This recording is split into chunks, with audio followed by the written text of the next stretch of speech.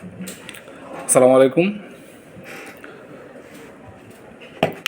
আমরা সাম্প্রতিক সময়ে একটা ভুল ধারণার মধ্যে আছি, সেই বিষয় সম্পর্কে আপনাদের আজকে অবগত করব।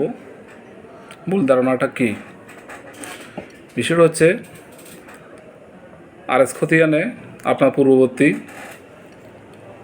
অথবা মরুশ্রীর নাম অথবা আপনার বাপদাদার নাম আছে, কিন্তু বিএস খতিয়ানে অন্য ব্যক্তির নাম বা বিএস দাগে অন্যজন। তো সেক্ষেত্রে আমরা ম্যাক্সিমাম মানুষ মনে করি যে আর এসের সম্পত্তি আমাদের ছিল, বিএসএ এরা রেকর্ড করে ফেলছে।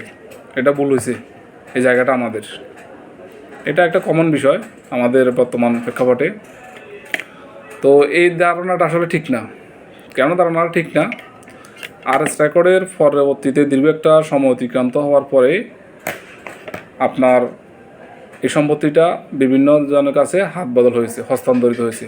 দেখা গেলো কি আপনার যে মুরুসি আছে অথবা আপনার যে পূর্বপুরুষ আছে, তারা বিভিন্ন ব্যক্তির কাছে এই জায়গাটা বিক্রি করছে, তারা বিক্রি করছে অন্য ব্যক্তির কাছে।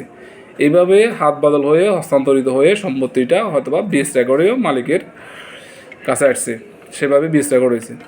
আপনি আর খতিয়ানটা দেখে যদি বলে দেন যে বিএস রেকর্ড ভুল হয়েছে, তাহলে এটা কিন্তু সঠিক না।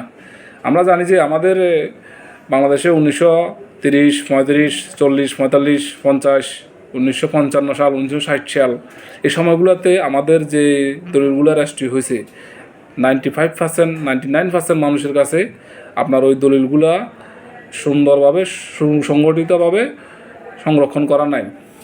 দলিলগুলো সংরক্ষণ করা না থাকার কারণে অনেকের এরকম যে খরিদা দলিল বা গবলাগুলা না থাকার কারণে আমরা যাদের নামে বিএস রেকর্ড হয়েছে তারা প্রমাণ নিয়ে আপনার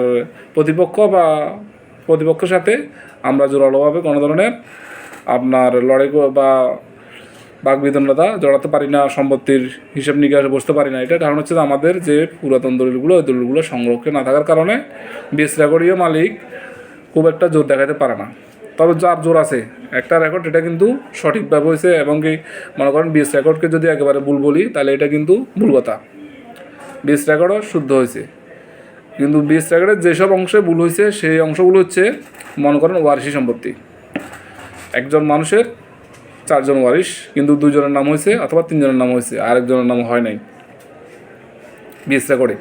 এটা এই ধরনের ভুলগুলো বেশি। এটা হচ্ছে যে মনে করেন রেকর্ডের ভুলগুলো এইরকম এই ধরনের, কিন্তু একজনের সম্পত্তি আরেকজনের কাছে, ভিন্ন লোকের কাছে কীভাবে আসছে, এই বিএস এবং আর এসের মাঝখানে যে সময়টা ছিল, আপনি এই সময়টা যাচাই বাছাই করা ছাড়া, কোনো দলিলপত্র ডকুমেন্টস আপনি গিয়ে যে শো করা ছাড়া আপনি যদি বলেন যে আর এসের সম্পত্তি আছে, তাহলে বিএসএ আমাদের নামে হওয়ার কথা, এদের নামে ভুল হয়েছে, এই ধারণাটা ভুল। তো এটা খুব গুরুত্বপূর্ণ একটা বিষয়। আপনারা এই বিষয়গুলো খেয়াল রাখবেন। কারোর কাছে সম্পত্তি পাওয়ার আগে আপনার যে সম্পত্তিটা, এটা আপনি সঠিকভাবে পাচ্ছেন কি না। আপনি যে বলতেছেন যে আমি সম্পত্তি পাবো, এখানে এই সম্পত্তিটা আপনার দাবি করাটা সঠিক হচ্ছে কি না, আপনি আর এস থেকে ধারাবাহিকতা মিলাই এসে তারপর আপনাকে প্রমাণ করতে হবে যে এই সম্পত্তি আপনার এবং বিএস রেকর্ড ভুল হয়েছে।